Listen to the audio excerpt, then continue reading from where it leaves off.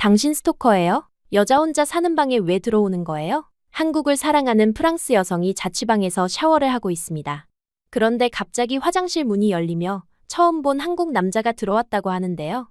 당장 안 나가면 경찰을 부를 거예요. 소리치는 여성의 놀란 남자는 급히 사과를 하고 나갔다고 합니다. 그런데 그 남성이 다시 문을 열고 한마디 하자 그녀는 충격에 할 말을 잃었다고 하는데요. 대체 지금 이 두 사람은 어떤 상황에 놓여 있는 걸까요? 이야기 한번 들어보시죠. 구독과 좋아요는 감동블라썸 영상 제작에 큰 힘이 됩니다. 제 이름은 클레망틴이에요.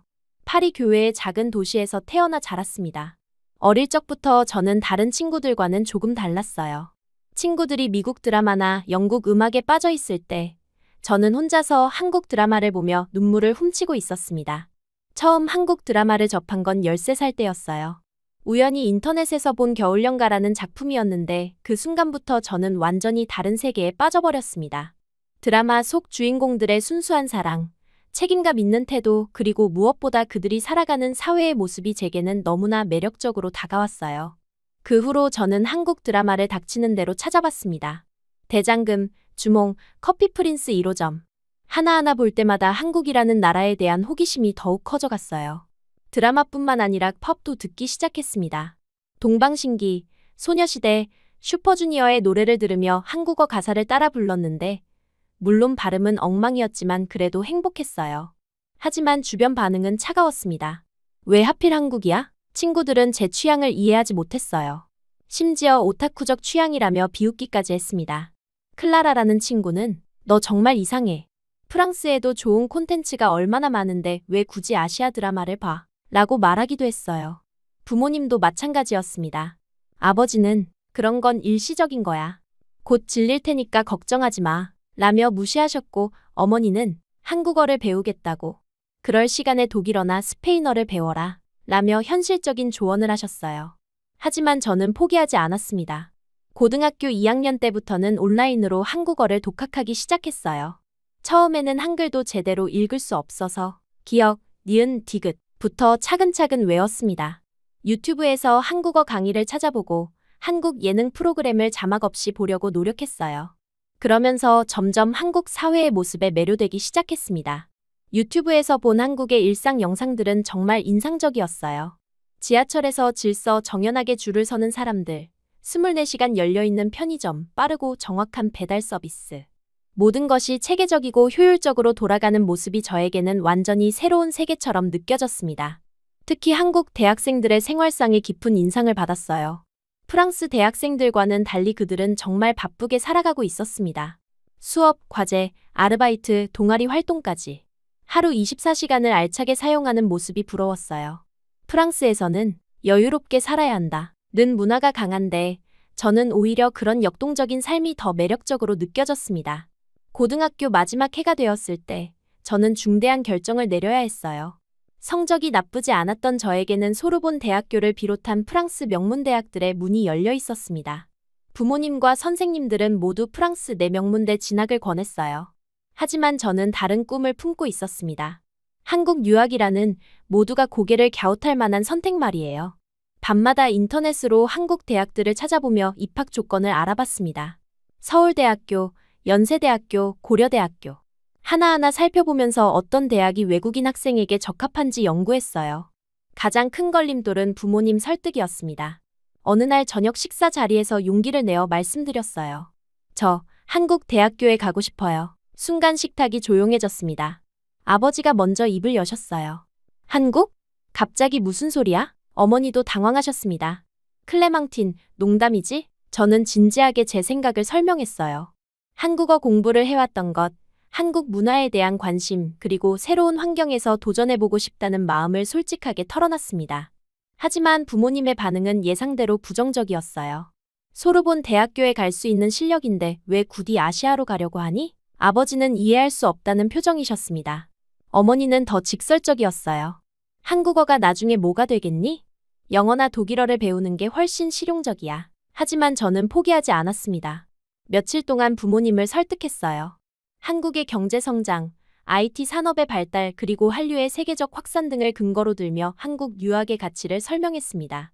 물론 가장 솔직한 이유는 단순히 한국이라는 나라를 직접 경험해보고 싶다는 것이었지만요. 친구들의 반응도 마찬가지였습니다. 마리는 너 정신 나갔어? 프랑스 명문대를 박차고 아시아로 간다고 라며 황당해했어요.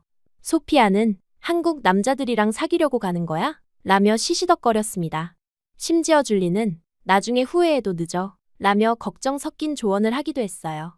그래도 저는 마음을 바꾸지 않았습니다.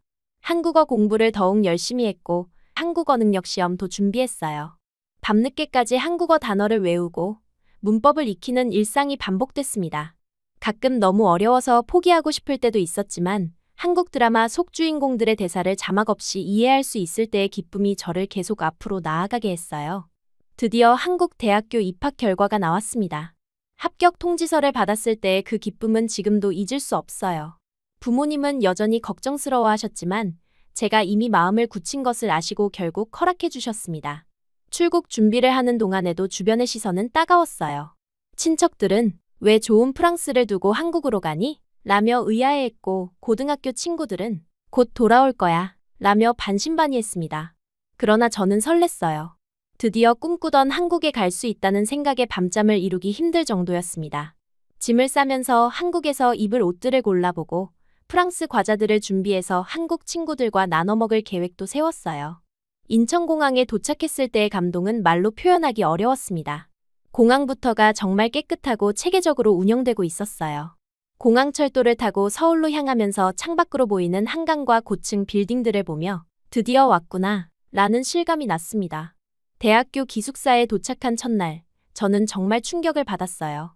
복도에서 마주친 학생들의 모습이 제가 상상했던 것과 완전히 달랐습니다. 이른 아침 8시인데도 모든 학생들이 깔끔하게 화장을 하고 단정한 옷차림으로 수업에 나가는 모습이었어요. 프랑스에서는 대학생들이 편한 옷차림으로 수업에 참석하는 것이 일반적인데 한국 학생들은 정말 다르더라고요. 여학생들은 완벽한 메이크업에 코디까지 신경 쓴 옷차림이었고 남학생들도 깔끔하게 스타일링한 머리와 정돈된 복장이었습니다. 첫 수업에 들어갔을 때도 놀랐어요. 학생들이 정말 조용하게 집중해서 수업을 듣고 있었습니다. 교수님 말씀 하나하나를 놓치지 않으려고 열심히 필기하는 모습이 인상적이었어요. 프랑스 대학에서는 학생들이 자유롭게 질문하고 토론하는 분위기인데 한국은 좀 더 엄숙하고 진지한 분위기였습니다. 수업이 끝나고 나서도 학생들은 바로 집에 가지 않더라고요.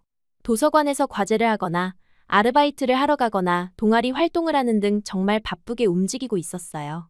저는 한국인들은 정말 하루를 48시간으로 쓰는 건 아닐까? 라는 생각이 들 정도였습니다. 처음에는 정말 적응하기 힘들었어요. 한국어로 진행되는 수업을 따라가기도 벅찼는데 과제의 양과 질도 프랑스와는 완전히 달랐습니다. 팀 프로젝트도 많았는데 한국 학생들의 완벽주의적인 태도에 처음에는 부담을 느꼈어요. 룸메이트인 지민이라는 친구와 첫 대화를 나눴을 때도 문화 차이를 크게 느꼈습니다.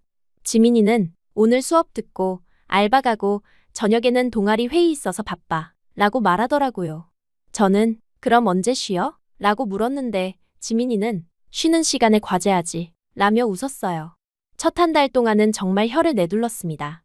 모든 것이 빠르고 체계적이고 완벽해야 한다는 분위기에 압도당했어요. 프랑스에서의 여유로운 대학 생활과는 완전히 다른 세계였습니다. 하지만 신기하게도 시간이 지나면서 저도 점점 그 리듬에 맞춰가게 되더라고요. 처음에는 힘들어했던 과제들도 하나하나 완수해 나갔고 한국어 실력도 빠르게 늘어갔습니다. 무엇보다 한국 친구들과 대화할 수 있게 되면서 정말 행복했어요. 지민이와 함께 편의점에서 야식을 사 먹으며 수다를 떨고 다른 친구들과 함께 노래방에 가서 한국 가요를 부르는 경험들이 너무나 새로웠습니다. 특히 제가 한국어로 농담을 하자 친구들이 웃어줄 때의 그 기쁨은 말로 표현할 수 없었어요. 아르바이트도 시작했습니다. 처음에는 언어 문제로 걱정했지만 카페에서 일하면서 실생활 한국어를 빠르게 익힐 수 있었어요. 손님들과 대화하고 동료들과 어울리면서 책에서는 배울 수 없는 살아있는 한국어를 배웠습니다. 어느 날 친구들과 함께 치킨과 맥주를 먹으며 수다를 떨고 있을 때 문득 깨달았어요.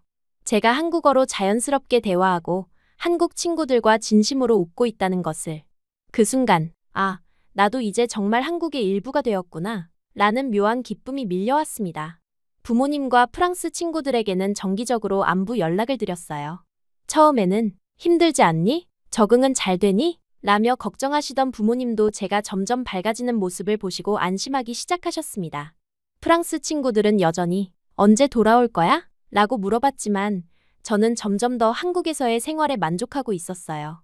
한 학기가 지나갈 무렵 저는 완전히 다른 사람이 되어 있었습니다. 과제를 절대 미루지 않고 시간 관리를 철저히 하며 여러 가지 일을 동시에 처리하는 능력까지 생겼어요. 프랑스에 있을 때의 느긋한 클레망틴과는 완전히 다른 모습이었습니다. 무엇보다 가장 큰 변화는 제 목표 의식이었어요. 프랑스에서는 막연하게 대학 졸업하고 취업하면 되겠지 라고 생각했는데 한국에서는 훨씬 더 구체적이고 적극적인 계획을 세우게 되었습니다. 한국에서 취업하고 싶다는 생각까지 들기 시작했어요. 그렇게 제 첫 번째 한국 생활이 흘러갔습니다. 처음에는 모든 것이 낯설고 힘들었지만 점차 적응하면서 진정한 한국 유학생으로 거듭났어요. 하지만 이것은 단지 시작일 뿐이었습니다. 더 큰 변화와 깨달음이 저를 기다리고 있었거든요. 한국에서의 첫 해가 지나고 첫 번째 방학이 다가왔어요. 1년 동안 한국 생활에 완전히 적응한 저는 오랜만에 고향인 프랑스로 돌아갈 준비를 했습니다. 부모님께서는 우리 딸이 얼마나 달라졌는지 보고 싶다 며 기대하셨고 친구들도 한국 이야기 많이 들려달라 며 연락을 해왔어요. 인천공항을 떠나는 순간 묘한 아쉬움이 들었습니다. 한국에서의 바쁘고 역동적인 일상이 그리워질 거라는 예감이 들었어요. 하지만 동시에 오랜만에 가족들을 만날 수 있다는 기대감도 컸습니다. 샤를 드골 공항에 도착했을 때부터 뭔가 이상했어요. 공항에서 짐을 찾는데 한국보다 훨씬 오래 걸렸고 택시를 기다리는 시간도 길었습니다. 아, 원래 이랬나? 라는 생각이 들더라고요. 한국의 빠른 서비스에 익숙해진 저에게는 모든 것이 느리게 느껴졌어요. 집에 도착해서 부모님과 재회하는 순간은 정말 감격스러웠습니다. 1년 만에 보는 가족들이 너무 반가웠어요. 어머니는 우리 딸이 더 의젓해진 것 같다 며 기뻐하셨고 아버지는 한국 생활이 힘들지 않았냐 며 걱정스러워하셨습니다. 하지만 첫 번째 변화를 느낀 건 바로 다음 날이었어요. 어머니와 함께 동네 카페에 갔는데 주문을 하기 위해 줄을 서야 했습니다.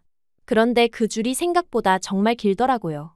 한국에서는 카페든 식당이든 대부분 키오스크나 효율적인 시스템으로 빠르게 주문할 수 있었는데 여기서는 20분 넘게 기다려야 했어요. 더 놀라운 건 사람들의 반응이었습니다. 아무도 불평하지 않고 여유롭게 기다리고 있었어요. 심지어 어떤 사람은 책을 읽으며 기다리고 있었습니다. 어머니도 이게 진짜 여유 아니냐 며 웃으셨는데 저는 속으로 한국에서는 이 시간에 벌써 커피 마시고 다른 일까지 했을 텐데 라는 생각이 계속 들었어요. 카페에서 주문한 음료가 나오는데도 또 10분이 걸렸습니다. 한국에서는 대부분 3분 5분이면 나오는데 말이에요. 저는 무의식 중에 시계를 계속 확인하고 있었습니다. 어머니가 왜 그렇게 급해하니? 라고 물으셨을 때 저는 깜짝 놀랐어요. 제가 언제부터 이렇게 시간에 민감해졌나 싶었거든요. 친구들과의 만남도 마찬가지였습니다. 클라라, 마리, 소피아와 함께 점심을 먹기로 했는데 약속 시간에 나타난 건 저뿐이었어요. 한국에서는 약속 시간 5분 전에는 도착하는 게 기본이었는데 여기서는 30분 늦게 오는 것도 당연하게 여기더라고요. 클레망틴, 너 왜 이렇게 일찍 왔어? 우리가 늦은 거 아니야. 라고 마리가 말했을 때 저는 한국과 프랑스의 시간 개념 차이를 실감했습니다. 친구들은 여전히 시간은 넉넉히 있는 거야 라는 마인드였지만 저는 이미 시간은 효율적으로 써야 하는 것이라고 생각하고 있었어요. 점심 식사를 하면서도 차이를 느꼈습니다. 음식이 나오는데 40분이 걸렸는데 친구들은 오랜만에 만났으니까 천천히 얘기하자 며 전혀 신경 쓰지 않았어요. 하지만 저는 속으로 한국이었다면 벌써 다 먹고 다른 곳으로 이동했을 텐데 라는 생각을 멈출 수 없었습니다. 더 큰 충격은 행정 업무를 처리할 때였어요. 은행에서 간단한 서류 하나를 발급받으려고 했는데 2주 정도 걸릴 것 같다는 답변을 들었습니다. 한국에서는 대부분의 행정 업무가 당일이나 다음 날이면 처리되는데 여기서는 몇 주씩 걸린다는 게 믿기지 않았어요. 시청에서 주민등록 관련 업무를 보려고 했을 때도 마찬가지였습니다. 담당자가 지금 점심시간이니까 2시간 후에 오세요 라고 하더라고요. 한국에서는 점심시간에도 교대로 업무를 보는 곳이 많았는데 여기서는 그런 효율성을 찾아볼 수 없었어요. 부모님과 함께 쇼핑을 갔을 때도 비슷한 경험을 했습니다. 백화점 직원들이 정말 느긋하게 응대하더라고요. 물론 친절했지만 한국의 빠르고 정확한 서비스에 익숙해진 저에게는 답답하게 느껴졌어요. 특히 온라인 쇼핑 배송도 충격이었습니다. 주문한 물건이 도착하는데 일주일이 걸린다고 하더라고요. 한국에서는 당일 배송이나 새벽 배송이 당연했는데 여기서는 그런 서비스 자체가 없었어요. 친구들과 대화를 나누면서도 문화적 차이를 많이 느꼈습니다. 제가 한국에서의 경험을 이야기하자 클라라가 너 정말 한국에 세뇌된 것 같아 라며 웃었어요. 왜 그렇게 빨리빨리 하려고 하니? 여유롭게 살아야 인생이 아름다운 거야 라고 소피아도 말했습니다. 하지만 저는 오히려 반대로 느꼈어요. 한국에서의 효율적이고 체계적인 생활이 훨씬 만족스러웠거든요. 시간을 아껴서 더 많은 것을 경험하고 더 많은 일을 해낼 수 있다는 게 좋았어요. 마리가 한국 사람들은 항상 바쁘게 살면서 스트레스 많이 받지 않아? 라고 물었을 때 저는 생각해봤습니다. 처음에는 바쁜 일상이 힘들었지만 점차 그 리듬에 맞춰가면서 오히려 성취감과 만족감을 더 많이 느꼈다는 걸 깨달았어요. 가족들도 제 변화를 눈치챘습니다. 아버지는 클레망틴이 예전보다 급해진 것 같다 며 걱정하셨고 어머니는 한국에서 스트레스를 많이 받았나 보다 라고 말씀하셨어요. 하지만 저는 전혀 스트레스 받지 않았다고 설명했습니다. 오히려 저는 프랑스의 느린 템포가 더 답답했어요. 무언가를 하려고 하면 항상 기다려야 했고 모든 일이 미뤄지는 것 같았습니다. 한국에서는 생각하면 바로 실행할 수 있었는데 여기서는 모든 것이 내일 하자, 다음 주에 하자 였어요. 어느 날 동네 카페에서 와이파이를 사용하려고 했는데 지금 시스템 점검 중이니까 내일 오세요 라는 답변을 들었습니다. 한국에서는 이런 일이 생기면 즉시 대안을 제시하거나 빠르게 해결책을 찾아주는데 여기서는 그냥 기다리세요 였어요. 친구들과 영화를 보러 갔을 때도 마찬가지였습니다. 영화관에서 티켓을 끊는데도 오래 걸렸고 팝콘을 사는 것도 한참 기다려야 했어요. 한국에서는 키오스크로 빠르게 처리할 수 있는 일들인데 말이에요. 하지만 가장 큰 충격은 친구들의 반응이었습니다. 제가 한국에서는 이런 일이 더 빠르게 처리돼 라고 말할 때마다 친구들은 너 정말 이상해졌어 라며 고개를 저었어요. 왜 그렇게 효율성에 집착해? 삶은 효율적으로 사는 게 아니라 즐기면서 사는 거야 라고 말하더라고요. 그렇게 한 달 정도 프랑스에서 지내면서 저는 확실한 결심을 하게 되었습니다. 더 이상 프랑스의 느린 템포에는 적응할 수 없겠다는 생각이 들었어요. 한국의 빠르고 효율적인 사회가 저에게는 훨씬 맞는다는 걸 깨달았습니다. 어느 날 저녁 부모님과 진지한 대화를 나눴어요. 저는 졸업 후에 한국에서 취업하고 싶어요 라고 말씀드렸습니다. 부모님은 순간 말을 잃으셨어요. 아버지가 먼저 입을 여셨습니다. 한국에서 일하겠다고. 그럼 프랑스로는 언제 돌아올 거니? 저는 솔직하게 말씀드렸어요. 모르겠어요. 아마 당분간은 한국에서 살 것 같아요. 프랑스는 이제 저에게 맞지 않는 것 같아요. 어머니는 충격을 받으신 것 같았습니다. 우리 딸이 정말 많이 변했구나 라며 한숨을 쉬셨어요. 친구들에게도 같은 이야기를 했습니다. 클라라는 너 미쳤어? 프랑스가 얼마나 좋은 나라인데 한국에서 평생 살겠다고? 라며 황당해했어요. 마리는 한국 남자 때문이야? 라며 시시덕거렸고 소피아는 나중에 후회할 거야 라며 걱정했습니다. 하지만 저는 마음을 바꾸지 않았어요. 한 달간의 프랑스 생활을 통해 제가 얼마나 많이 변했는지 그리고 한국이 저에게 얼마나 잘 맞는지 확실하게 깨달았거든요. 방학이 끝나고 한국으로 돌아가는 날 공항에서 부모님과 작별 인사를 나눴습니다. 어머니는 눈물을 글썽이시며 자주 연락하고 몸 조심해 라고 말씀하셨어요. 아버지는 한국이 정말 내게 맞는 곳인지 신중하게 생각해봐 라고 조언하셨습니다. 친구들도 공항까지 배웅을 나왔어요. 언제든지 프랑스로 돌아오고 싶으면 연락해 라고 클라라가 말했고 마리는 한국에서 재밌는 일 생기면 사진 많이 보내 라고 했습니다. 비행기에 오르면서 저는 묘한 기분이었어요.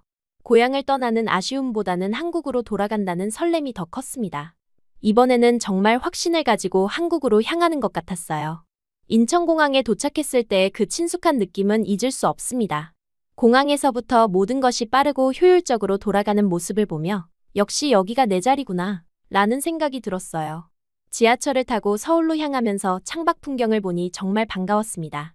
빠르게 지나가는 건물들, 바쁘게 움직이는 사람들, 모든 것이 살아있는 것처럼 역동적이었어요. 이번에는 기숙사 계약이 끝나서 혼자 자취방을 구해야 했습니다. 부동산을 통해 작은 원룸을 얻었는데 처음으로 혼자 살게 된다는 설렘이 컸어요. 더 이상 룸메이트와 시간을 맞출 필요도 없고 제 마음대로 생활할 수 있다는 자유로움이 좋았습니다.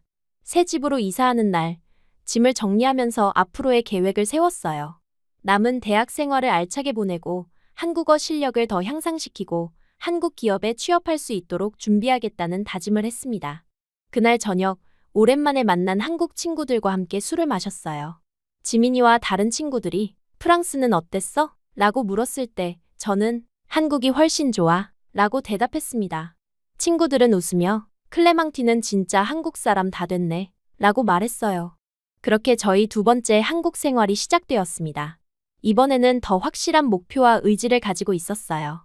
프랑스에서의 한 달이 오히려 한국에 대한 저의 애정을 더욱 확고하게 만들어준 셈이었습니다. 하지만 그때는 몰랐어요. 새로운 자취 생활이 저에게 완전히 예상치 못한 운명의 만남을 가져다 줄 거라는 것을 말이에요. 작은 원룸에서 시작된 새로운 일상이 제 인생을 완전히 바꿔놓을 해프닝으로 이어질 줄은 꿈에도 생각하지 못했습니다. 새로운 원룸에서의 자취 생활이 시작된 지 한 달 정도가 지났을 때였어요. 프랑스에서 돌아온 후 더욱 한국 생활에 애착을 느끼게 된 저는 친구들과의 시간도 더 소중하게 여기게 되었습니다. 그래서 지민이가 오랜만에 다 같이 만나서 술 한잔하자 고 제안했을 때 주저없이 동참했어요. 그날은 토요일 저녁이었고 지민이를 비롯해 수진이, 민서 그리고 제가 홍대 근처의 작은 포장마차에서 만났습니다. 오랜만에 만나는 자리라 모두들 신이 나 있었어요. 특히 제가 프랑스 다녀온 이야기를 들려달라며 친구들이 계속 재촉했습니다. 클레망틴 언니, 프랑스 음식이 그리웠을 것 같은데 라고 수진이가 물었을 때 저는 웃으며 대답했어요. 전혀 안 그리웠어. 오히려 한국 음식이 더 그리웠다고. 친구들은 정말 한국 사람 다 됐네 라며 박수를 쳤습니다. 포장마차 아저씨가 추천해주신 안주들이 하나둘씩 나오기 시작했어요. 떡볶이, 순대, 오뎅, 그리고 계란말이까지. 한국에 처음 왔을 때는 이런 길거리 음식이 낯설었는데 이제는 이런 게 진짜 한국의 맛이라는 걸 알게 되었습니다. 자, 오늘은 클레망틴 돌아온 기념으로 건배 라고 민서가 소주 잔을 들었어요. 우리는 모두 함께 잔을 부딪혔습니다. 소주와 맥주를 섞은 소맥의 맛이 입안에 퍼지면서 역시 이 맛이야 라는 생각이 들었어요. 처음에는 천천히 마시며 대화를 나눴습니다. 프랑스에서의 경험담, 학교 생활, 앞으로의 계획 등등 이야기할 거리가 정말 많았어요. 하지만 시간이 지나면서 분위기가 점점 달아오르기 시작했습니다. 언니, 프랑스 남자들이랑 한국 남자들 중에 누가 더 나아? 라고 수진이가 장난스럽게 물었어요. 저는 웃으며 아직 한국 남자랑 제대로 만나본 적이 없어서 모르겠어 라고 대답했습니다. 그러자 친구들이 그럼 우리가 소개팅 주선해줄까? 라며 시끌벅적해졌어요. 술이 조금씩 오르면서 대화 주제도 점점 더 개인적이고 솔직해졌습니다. 지민이는 최근에 헤어진 남자친구 이야기를 털어놓았고 민서는 취업 걱정을 토로했어요. 수진이는 집안 어른들의 결혼 압박에 대한 스트레스를 말하더라고요. 저도 프랑스에서 느꼈던 솔직한 감정들을 친구들에게 털어놨습니다. 정말 한국이 나한테는 더 맞는 것 같아. 프랑스에서는 모든 게 답답했어. 친구들은 제 이야기를 진지하게 들어주면서도 그래도 고향인데 조금은 그립지 않아? 라고 물었어요. 시간이 흐르면서 소맥의 잔수가 늘어갔습니다.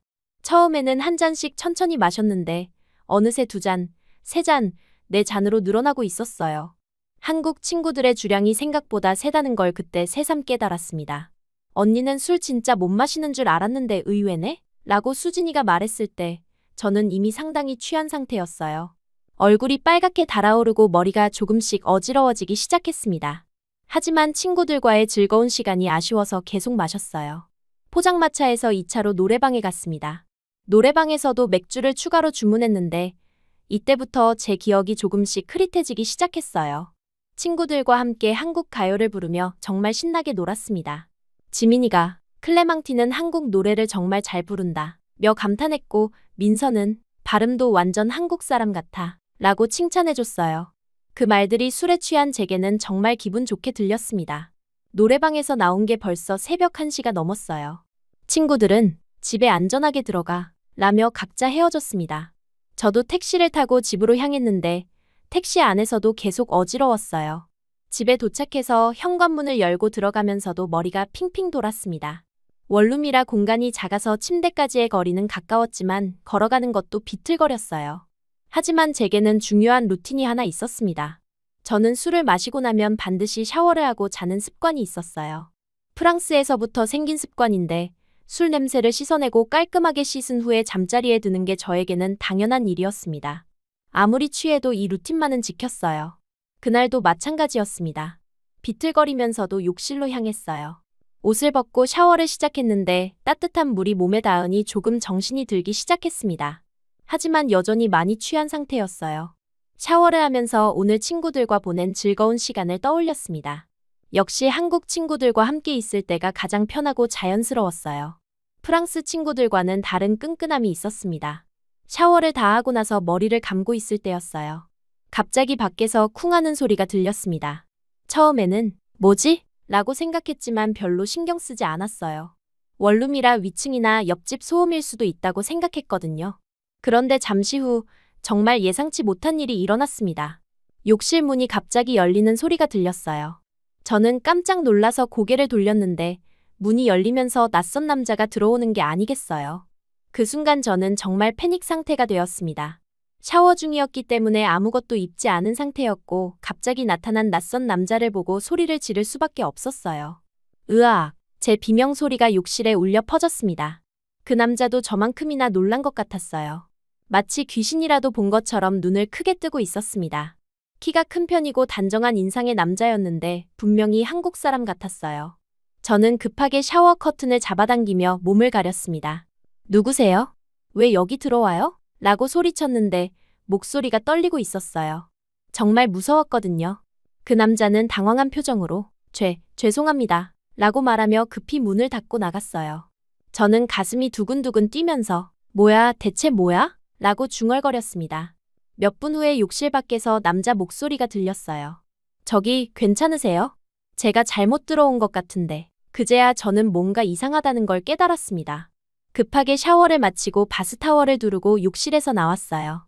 그런데 밖으로 나와서 보니 방의 구조가 제 원룸과 조금 다른 것 같았습니다.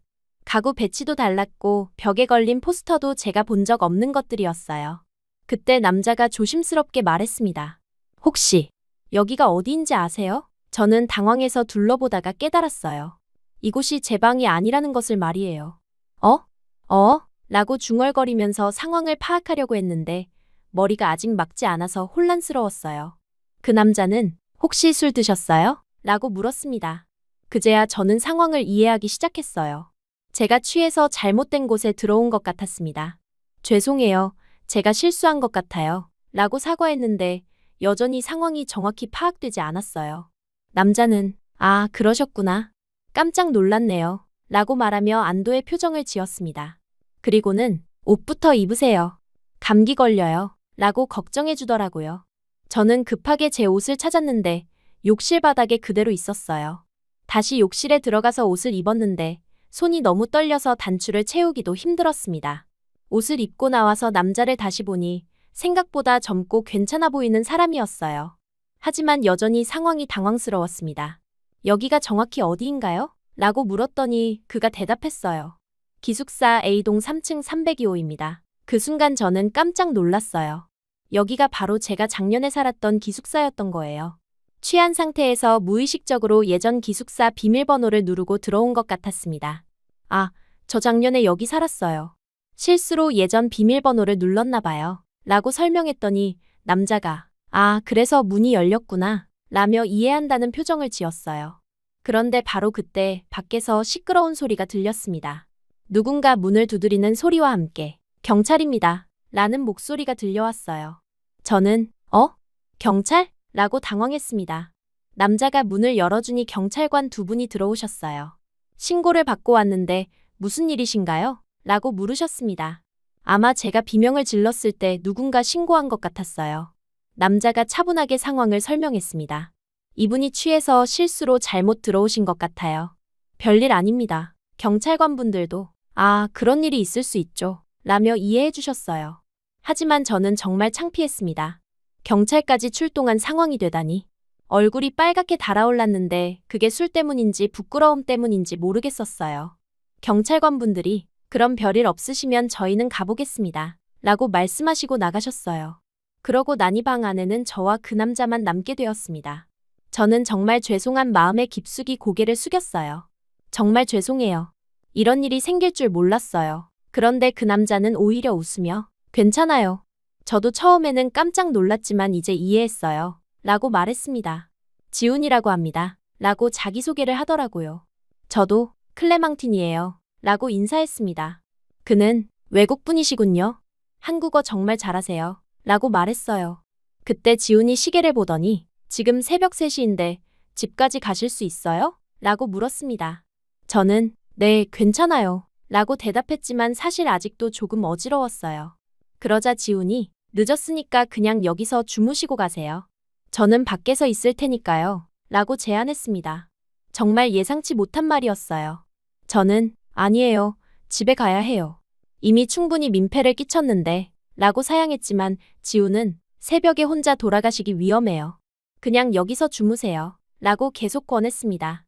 그의 배려심에 감동받기도 했지만 동시에 더욱 미안했어요. 모르는 사람의 방에 잘못 들어와서 샤워까지 했는데 그 사람이 오히려 걱정해주다니. 정말 괜찮아요. 택시 타고 갈게요. 라고 말했지만 지훈은 새벽 택시비도 많이 나올 텐데 그냥 여기서 주무시고 내일 가세요. 라고 고집했습니다. 결국 저는 그의 제안을 받아들일 수밖에 없었어요.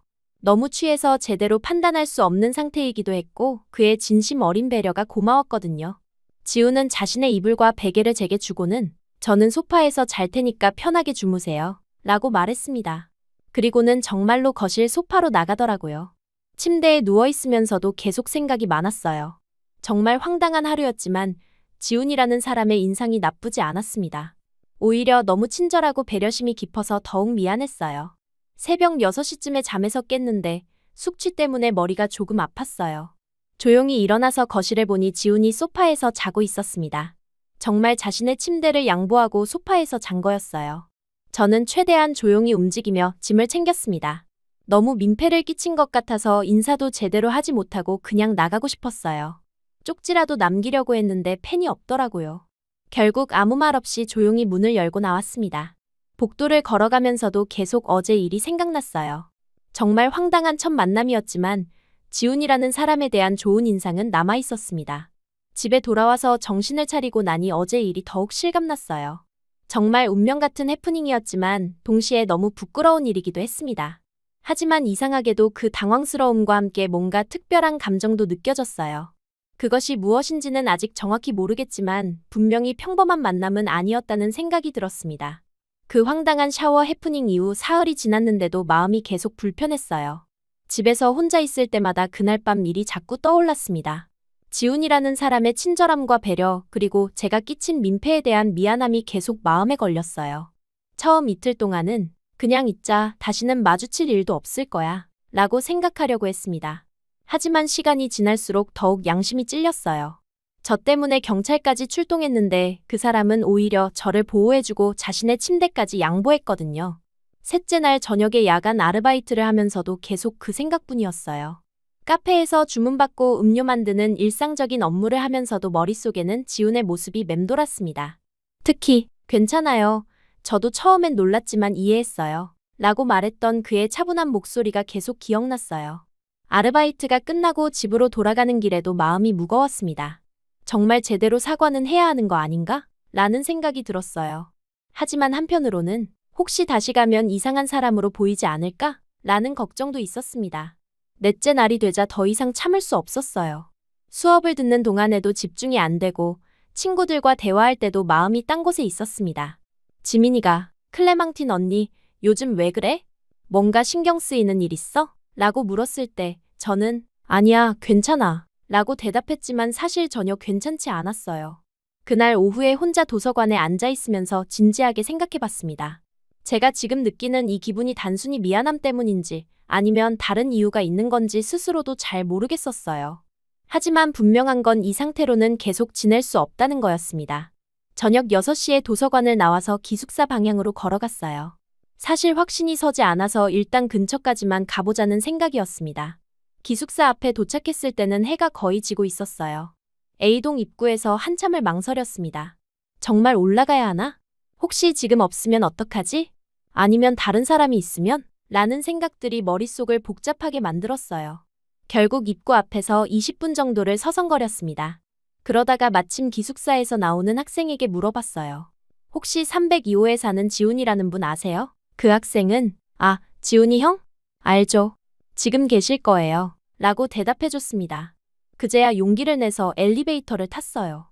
3층에 도착해서 302호 앞에 섰을 때 심장이 정말 빠르게 뛰었습니다. 문 앞에서 또 한 번 망설였어요. 뭐라고 말하지? 갑자기 찾아와서 이상하게 생각하지 않을까? 하지만 이미 여기까지 온 이상 돌아갈 수는 없었습니다. 조심스럽게 문을 두드렸어요. 톡톡톡. 얼마 지나지 않아 문이 열렸고 지훈이 나타났습니다. 그는 저를 보자마자 살짝 놀란 표정을 지었다가 이내 웃음을 지었어요. 클레망틴 씨. 또 취하셨어요? 라고 장난스럽게 말하더라고요. 그 말에 제 얼굴이 확 빨갛게 달아올랐습니다. 아니에요. 오늘은 취하지 않았어요. 라고 급하게 대답했어요. 지훈은 웃으면서 농담이에요. 무슨 일로 오셨어요? 라고 물었습니다. 저는 준비해온 말을 꺼냈어요. 그날 정말 미안했어요. 그리고 고마웠어요. 목소리가 조금 떨리고 있었는데 긴장해서 그런 것 같았습니다. 지훈은 그런 걸 가지고 굳이 찾아오시다니. 정말 괜찮다고 했잖아요. 라며 흔쾌하게 말했어요. 그리고는 혹시 저녁 드셨어요? 라고 물었습니다. 저는 아직이요. 라고 대답했는데 지훈이 그럼 같이 드실래요? 마침 라면 끓이려고 했는데 라고 제안하더라고요. 사실 그냥 사과하고 돌아가려고 했는데 뜻밖의 제안에 당황했어요. 아니에요. 괜찮아요. 그냥 사과만 하고 가려고 라고 말했지만 지훈은 늦은 시간에 찾아와 주셨는데 그냥 보낼 수는 없죠. 들어오세요. 라며 자연스럽게 문을 열어줬습니다. 방에 들어가니 그날 밤과는 다른 느낌이었어요.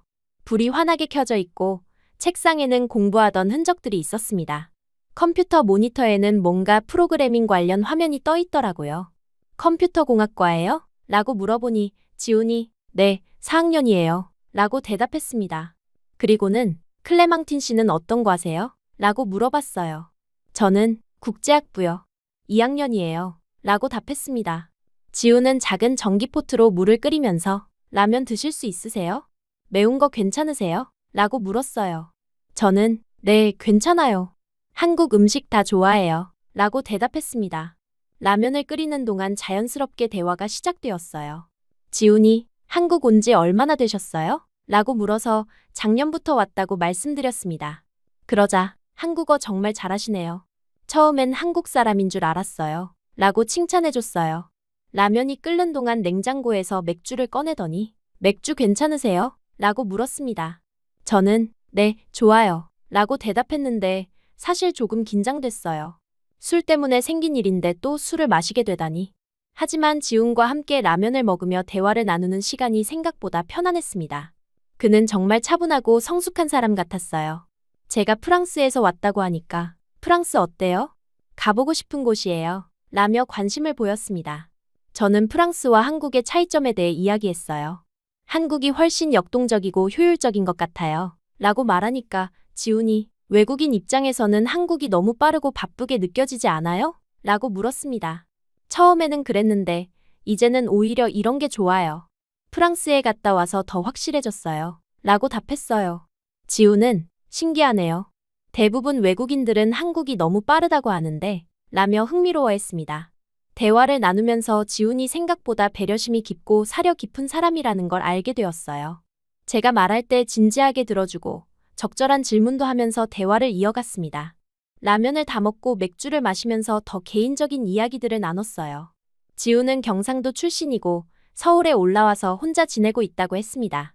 취업 준비도 하고 있고 프로그래밍 공부에도 열심이라고 하더라고요. 저도 제 이야기를 들려줬어요. 어떻게 한국에 오게 되었는지, 가족들이 어떻게 반응했는지, 친구들은 뭐라고 했는지. 지훈은 정말 용기 있는 선택이었네요. 라며 감탄했습니다. 시간이 흐르면서 분위기가 점점 편안해졌어요. 처음에는 어색했는데 대화를 나누다 보니 생각보다 잘 맞는다는 느낌이 들었습니다. 지훈의 유머 감각도 제 스타일이었고 진지한 이야기도 잘 통했어요. 맥주를 2캔 정도 마셨을 때쯤 분위기가 조금 달라지기 시작했습니다. 대화 중간중간 시선이 마주치는 순간들이 늘어났고 웃음소리도 더 자주 들렸어요. 젊은 남녀 사이에 흐르는 그런 특별한 기류 같은 게 느껴졌습니다. 지훈이 그날 밤에 정말 놀랐어요. 샤워하는 소리가 들려서 이상하다 싶었는데 라고 말했을 때 저는 또 얼굴이 빨갛게 되었어요. 정말 죄송해요. 술 마시면 꼭 샤워하고 자는 습관이 있어서 라고 변명했습니다. 그런 습관이 있으시는군요. 건전한 습관이네요. 라고 지훈이 웃으며 말했어요. 그런데 그 웃음 속에 뭔가 다른 감정이 섞여 있는 것 같았습니다. 대화가 더 깊어지면서 서로에 대해 더 많이 알게 되었어요. 지훈은 생각보다 독서를 많이 하는 사람이었고 여행도 좋아한다고 했습니다. 저와 비슷한 취향이 많다는 것도 발견했어요. 클레망틴 씨는 한국에서 뭘 하고 싶으세요? 졸업 후에요. 라고 지훈이 물었을 때 저는 한국 회사에 취업하고 싶어요. 쭉 한국에서 살고 싶거든요. 라고 대답했습니다. 지훈은 와, 정말 한국을 좋아하시는군요. 라며 놀라워했어요. 그리고는 한국 남자는 어때요? 프랑스 남자랑 많이 다른가요? 라고 물어보더라고요. 그 질문에 저는 조금 당황했습니다. 아직 한국 남자랑 제대로 이야기해 본 적이 별로 없어서 잘 모르겠어요. 라고 솔직하게 대답했어요. 그러자 지훈이 지금 저랑 이야기하고 있잖아요. 라며 웃었습니다. 그 순간 뭔가 묘한 분위기가 흘렀어요. 저도 모르게 웃음이 나왔고 지훈과 눈이 마주쳤습니다. 그때 처음으로 지훈을 이성으로 의식하게 된 것 같아요. 시간은 어느새 밤 11시가 넘어가고 있었습니다. 저는 늦었네요.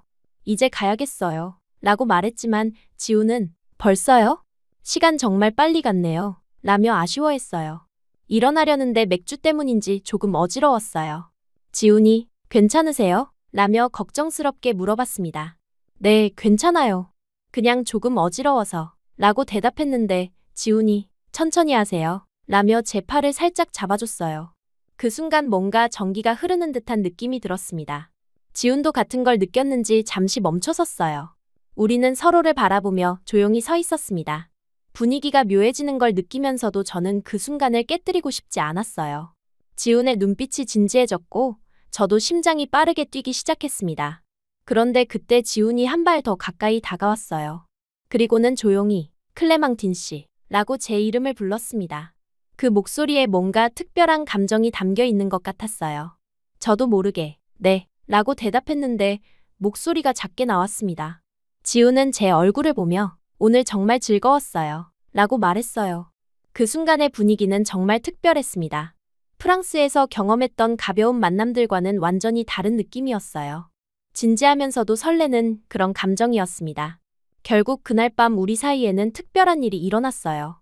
자세한 내용은 생략하겠지만 그것은 단순한 하룻밤 이상의 의미를 가진 것 같았습니다. 적어도 저에게는 그랬어요. 다음 날 아침에 일어났을 때 지훈이 아침을 준비해주고 있었어요. 간단한 토스트와 커피였지만 그 배려가 정말 고마웠습니다.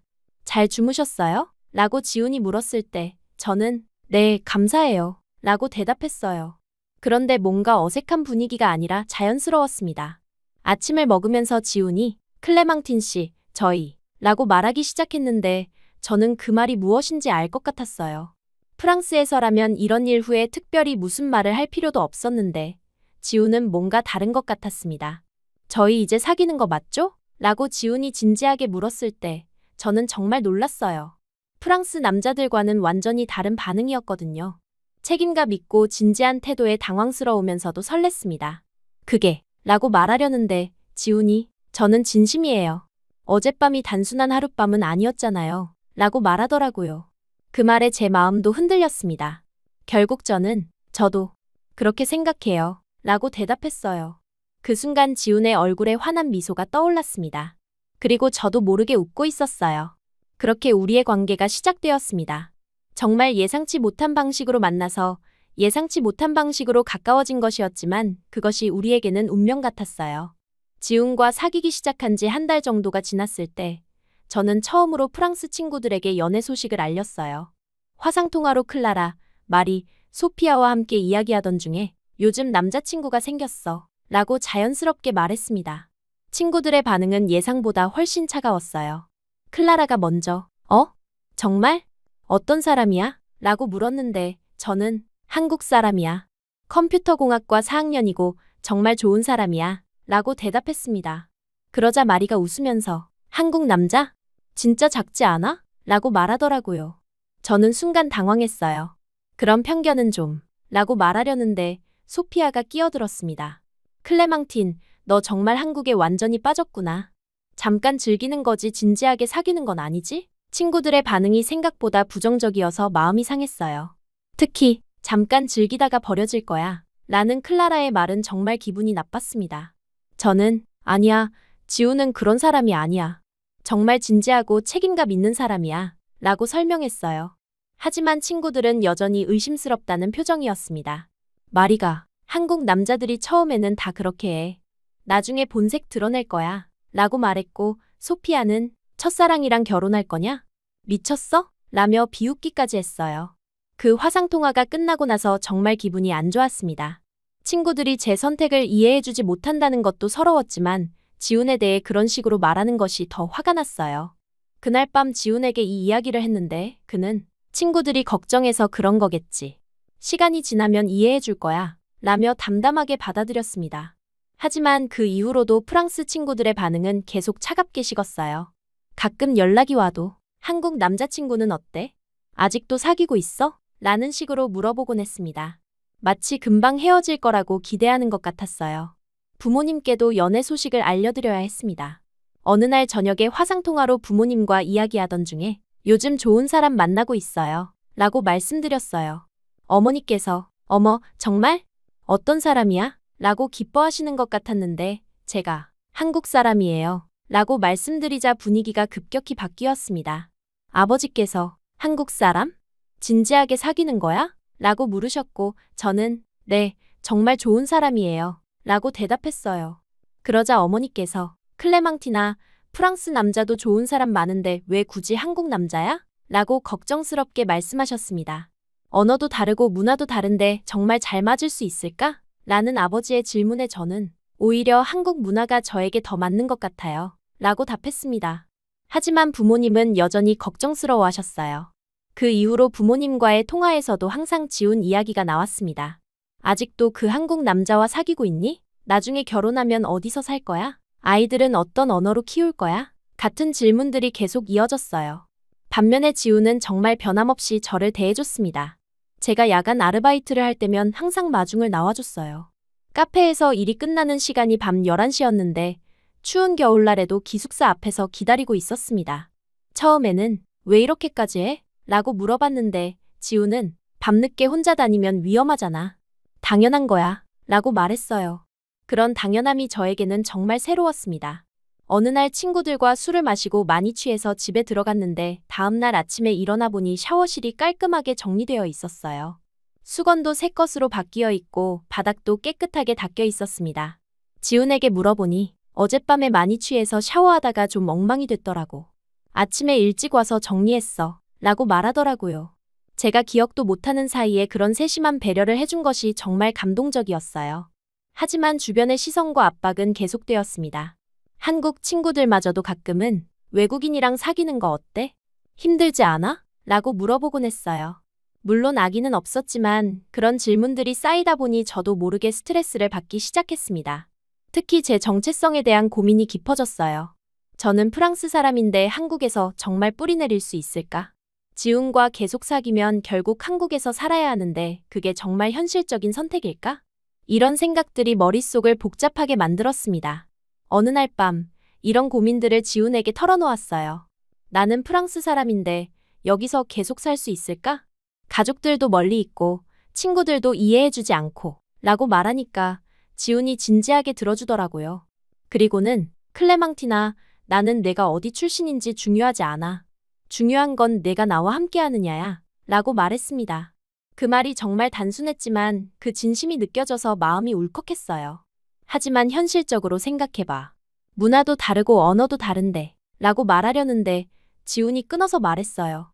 그럼 우리가 맞춰가면 되는 거 아냐? 나도 프랑스어 배울 수 있고 너도 한국어 더 잘하고 있잖아. 지훈의 이런 적극적인 태도가 저에게는 정말 큰 힘이 되었습니다. 프랑스 친구들이나 부모님의 걱정과는 달리 지훈은 우리의 관계를 발전시키기 위해 노력하려고 했어요. 그 이후로 지훈은 정말로 프랑스어 공부를 시작했습니다. 온라인 강의를 듣고 프랑스어 책도 사서 읽으려고 노력했어요. 발음이 서툴렀지만 Bonjour, J-Time 라고 말할 때마다 웃음이 나면서도 고마웠습니다. 저도 한국어 공부를 더 열심히 했어요. 한국어 능력 시험 고급 수준을 목표로 잡고 공부했습니다. 지훈이 어려운 한국어 표현들을 가르쳐주면서 이제 진짜 한국 사람 같아 라고 칭찬해줄 때마다 뿌듯했어요. 하지만 여전히 프랑스 친구들의 반응은 차가웠습니다. 어느 날 클라라가 클레망틴, 너 진짜 그 한국 남자랑 결혼할 생각이야? 라고 직접적으로 물어봤어요. 저는 아직 그런 이야기까지는 안 했어. 라고 대답했는데 클라라가 다행이다.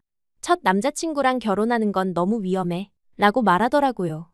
지우는 제 첫 남자친구가 아니에요. 라고 말했지만 마리가 진지하게 사귄 건 처음이잖아. 더 많은 사람들을 만나봐야 해. 라고 조언했습니다.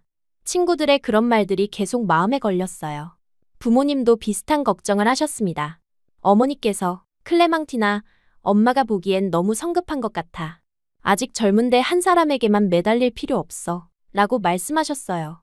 이런 주변의 압박들이 계속되면서 저도 흔들리기 시작했습니다. 정말 지훈과의 관계가 옳은 선택인지, 제가 너무 성급하게 결정한 건 아닌지 의심이 들었어요. 어느 날 심각한 갈등이 생겼습니다.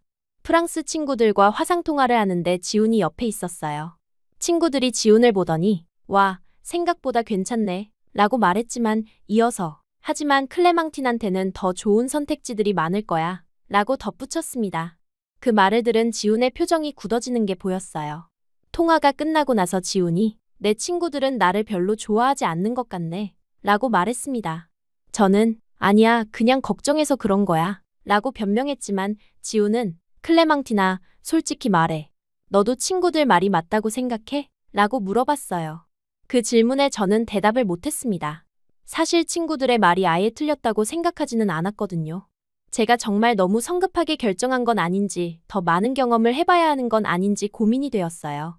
제가 망설이는 모습을 본 지훈이 그럼 우리 잠시 시간을 가져볼까? 라고 제안했습니다. 그 말에 저는 무슨 뜻이야? 라고 물었어요. 내가 확신이 서지 않는다면 억지로 계속 사귈 필요는 없어. 시간을 갖고 생각해봐. 라고 지훈이 말했을 때 저는 정말 당황했습니다. 헤어지자는 뜻인지 물어봤는데 지훈은 헤어지는 건 아니고 잠시 거리를 두고 생각해보는 거야. 라고 설명했어요. 그렇게 우리는 2주 정도 연락을 끊기로 했습니다. 그 2주 동안 정말 많은 생각을 했어요. 지훈 없는 일상이 얼마나 허전한지, 그의 배려와 사랑이 얼마나 소중했는지 깨달았습니다.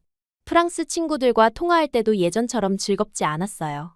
오히려 그들의 조롱과 편견이 더 명확하게 보였습니다. 한국과 지훈에 대해 제대로 알지도 못하면서 판단하고 있다는 생각이 들었어요. 2주가 지나고 지훈과 다시 만났을 때 저는 확신을 갖고 말할 수 있었습니다. 미안해, 흔들렸어. 하지만 이제 확실해. 나는 너와 함께하고 싶어. 지훈이 정말? 후회하지 않을 거야? 라고 물었을 때 저는 절대 후회 안 해. 친구들이 뭐라고 하든 부모님이 걱정하시든 내 선택이야. 라고 단호하게 대답했어요. 그때 지훈이 저를 꼭 안아주면서 고마워, 클레망티나. 나도 내가 확신을 갖고 선택해줘서 정말 기뻐. 라고 말했습니다. 그 순간 모든 갈등과 고민이 해결되는 것 같았어요. 그 이후로는 주변의 반대나 걱정이 있어도 흔들리지 않았습니다. 오히려 지훈과의 관계가 더욱 단단해졌어요. 함께 겪은 시련이 우리를 더 가깝게 만든 것 같았습니다. 프랑스 친구들에게도 확실하게 말했어요. 나는 지훈과 계속 사귈 거야. 여러분이 이해해주지 않아도 상관없어. 친구들은 여전히 걱정스럽다는 표정이었지만 제 의지가 확고하다는 걸 알고는 더 이상 반대하지 않았습니다. 부모님께도 솔직하게 말씀드렸어요. 지훈은 정말 좋은 사람이에요. 시간이 지나면 부모님도 인정해 주실 거예요. 부모님은 여전히 걱정하셨지만 제 선택을 존중해 주신다고 말씀하셨습니다. 그렇게 우리는 모든 갈등을 극복하고 더욱 확고한 관계가 되었습니다. 지훈의 변함없는 사랑과 진심이 결국 모든 편견과 걱정을 이겨낸 것 같았어요. 이제 정말로 미래를 함께 그려볼 수 있을 것 같았습니다. 지훈과 사귄 지 2년이 지나고 드디어 대학교 졸업 시즌이 다가왔어요. 저는 이미 한국 회사에 취업이 확정된 상태였고 지훈도 대기업 개발자로 입사가 결정되어 있었습니다. 모든 것이 순조롭게 진행되고 있었는데 어느 날 지훈이 갑자기 진지한 표정으로 저를 불러냈어요. 클레망티나, 우리 이야기 좀 하자. 라고 말하는 지훈의 모습이 평소와 달라서 조금 긴장이 되었습니다. 혹시 무슨 문제가 생긴 건 아닌지 걱정했어요. 하지만 지훈이 꺼낸 이야기는 제가 예상했던 것과는 완전히 달랐습니다. 이제 우리 둘 다 취업도 했고 안정적인 상황이 되었으니까 결혼하자 라고 지훈이 말했을 때 저는 정말 깜짝 놀랐어요. 물론 언젠가는 결혼 이야기가 나올 거라고 생각했지만 이렇게 갑작스럽게 청혼을 받을 줄은 몰랐습니다. 잠시 말문이 막혔는데 지훈이 너무 갑작스러웠나? 하지만 나는 진심이야. 클레망틴이랑 평생 함께하고 싶어. 라고 덧붙였어요. 그 진지한 모습을 보면서 제 마음도 뭉클해졌습니다. 사실 저도 지훈과의 미래를 생각해 본 적이 많았어요. 하지만 막상 청혼을 받으니 여러 가지 생각이 복잡하게 들었습니다. 프랑스 부모님은 뭐라고 하실까?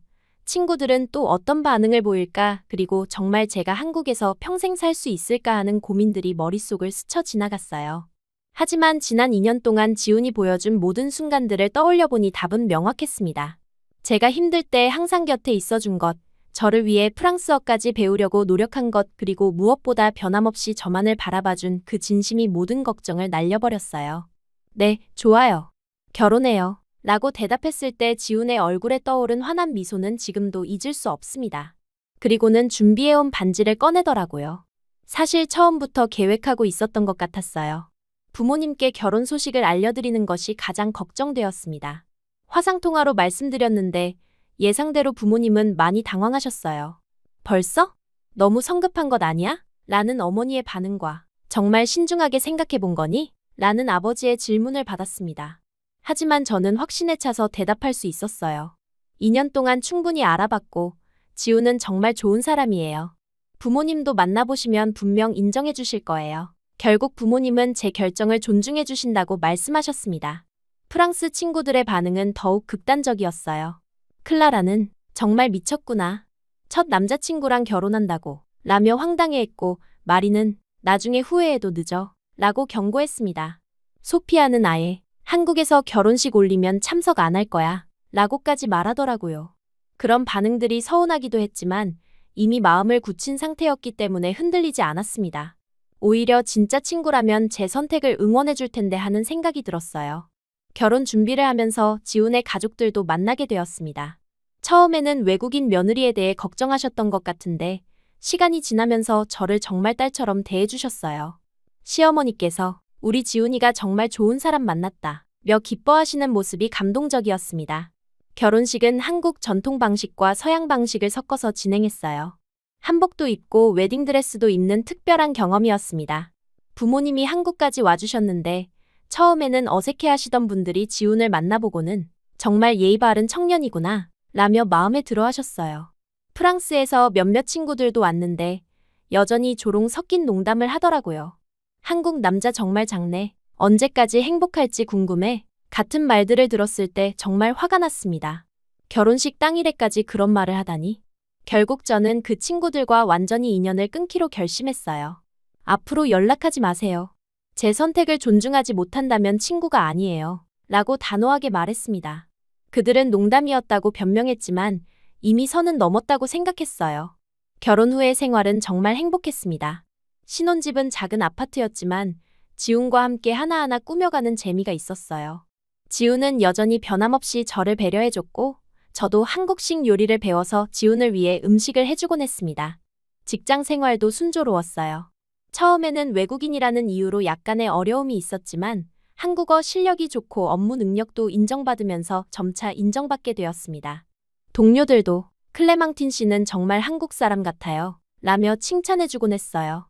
결혼 2년 차에 첫 아이를 임신했습니다. 아이가 생긴다는 소식을 들었을 때의 기쁨은 말로 표현할 수 없었어요. 지훈은 더욱 세심하게 저를 챙겨줬고 태교에도 함께 참여했습니다. 아이가 태어나고 나서는 정말 바쁜 나날들이 시작되었어요. 하지만 지훈이 육아에도 적극적으로 참여해서 많은 도움이 되었습니다. 밤에 아이가 울어도 번갈아가며 돌봐주고 기저귀 갈기, 분유 타기 등 모든 일을 함께 했어요. 아이가 자라면서 언어 문제도 고민이 되었습니다. 한국어와 프랑스어를 모두 가르쳐야 하는데 어떻게 균형을 맞춰야 할지 걱정이었어요. 결국 집에서는 프랑스어와 한국어를 섞어서 쓰고 아이가 좀 더 크면 프랑스어 학원에도 보내기로 했습니다. 시간이 흐르면서 놀라운 일들이 일어나기 시작했어요. 과거에 저를 비웃던 프랑스 친구들이 하나둘씩 연락을 해오기 시작한 것입니다. 클라라가 먼저 연락을 해왔는데 내 남자친구가 바람 피워서 헤어졌어. 너처럼 안정적인 남자는 어디서 만나지? 라고 물어보더라고요. 마리도 이혼했어. 남편이 책임감이 전혀 없더라고. 한국 남자들은 정말 다른가? 라며 궁금해했습니다. 소피아는 아예 너 혹시 한국 남자 좀 소개해 줄 수 있어? 라고 부탁까지 하더라고요. 처음에는 어이가 없었습니다. 그렇게 비웃더니 이제 와서 도움을 청한다니. 하지만 한편으로는 그들도 인생을 살면서 깨달은 게 있구나 싶었어요. 결국 저는 몇몇 친구들을 지훈의 동료들이나 친구들과 연결해 주었습니다. 물론 아무나 소개해 준 건 아니고 정말 좋은 사람들만 골라서 소개했어요. 놀랍게도 그중 몇 커플이 실제로 잘 되어서 결혼까지 하게 되었습니다. 클라라는 지훈의 회사 동료와 결혼해서 한국으로 이주했어요. 처음에는 한국어 너무 어려워 라며 불평했지만 이제는 이게 진짜 사랑이구나 라며 감탄하고 있습니다. 마리도 한국 남자와 사귀면서 왜 진작 한국 남자를 만나지 않았을까 라고 후회하더라고요. 그런 친구들의 변화를 보면서 제 선택이 정말 옳았다는 확신이 들었어요. 처음에는 그들의 편견과 조롱이 상처가 되었지만 결국 시간이 모든 것을 증명해준 셈이었습니다. 아이가 5살이 되었을 때 정말 귀여운 질문을 했어요. 엄마, 아빠는 어떻게 만났어? 라고 물어보더라고요. 그 순간 그날 밤의 황당한 상황이 모두 떠올랐습니다. 저는 웃으면서 대답했어요. 엄마가 샤워하다가 진짜 운명의 문을 열었단다. 물론 아이는 무슨 뜻인지 이해하지 못했지만 지훈과 저는 서로를 보며 빙그레 웃었습니다. 정말 그 황당한 실수가 아니었다면 지금의 행복한 삶은 없었을 거예요. 술에 취해 잘못 들어간 그 샤워실이 제 인생을 완전히 바꿔놓은 셈이었습니다. 지금 생각해보면 그 모든 과정이 운명이었던 것 같아요. 프랑스에서 한국으로 유학 온 것부터 그날 밤 친구들과 술을 마신 것 그리고 예전 기숙사 비밀번호를 기억하고 있었던 것까지. 모든 것이 우연의 연속이었지만 그 우연들이 모여서 운명이 된 것 같습니다. 아이가 더 자라서 이 이야기를 완전히 이해할 수 있을 때가 되면 더 자세히 들려줄 생각이에요. 어떻게 엄마와 아빠가 만났는지 그리고 진정한 사랑이란 무엇인지에 대해서 말이에요. 지훈과 결혼한 지 7년이 지난 지금 저는 정말 행복합니다. 물론 가끔 프랑스가 그리울 때도 있고 부모님이 멀리 계신 것이 아쉬울 때도 있어요. 하지만 지훈과 아이 그리고 여기서 만들어가고 있는 새로운 가족의 의미가 그 모든 것을 상쇄하고도 남습니다. 한국은 이제 완전히 제 고향이 되었어요. 한국어도 원어민 수준이 되었고 한국 문화도 자연스럽게 받아들이고 있습니다. 가끔 프랑스 사람들이 아직도 한국에 살고 있어? 라고 물어보면 저는 자신 있게 대답해요. 네, 여기가 제 집이에요. 그리고 앞으로도 쭉 이곳에서 지훈과 함께 살아갈 거예요. 아이들도 더 낳고 싶고 가족과 함께 만들어갈 추억들도 기대됩니다. 그 모든 것의 시작이 된 그날 밤의 황당한 샤워 해프닝을 생각하면 지금도 웃음이 나와요. 정말 인생은 어디서 어떤 일이 일어날지 모르는 것 같습니다.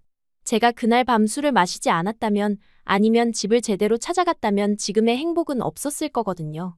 때로는 실수가 가장 큰 축복이 되기도 한다는 걸 깨달았습니다. 지훈과 저희 사랑 이야기는 앞으로도 계속될 것입니다. 그리고 언젠가 우리 아이가 자신만의 사랑을 찾을 때 진정한 사랑이란 서로를 이해하고 존중하며 함께 성장해가는 것이라고 가르쳐주고 싶어요. 그것이 저와 지훈이 지난 시간 동안 배워온 가장 소중한 깨달음이니까요.